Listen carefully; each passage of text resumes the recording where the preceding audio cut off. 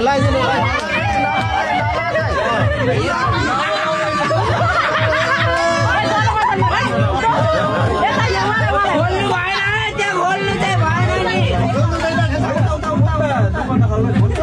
बोलो टुटो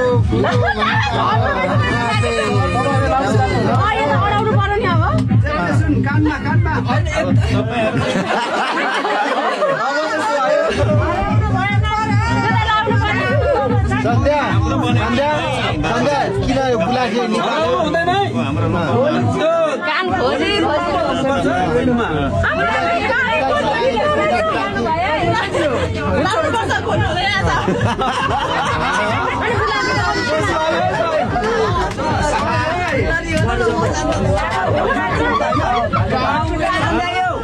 दिनु पर्ने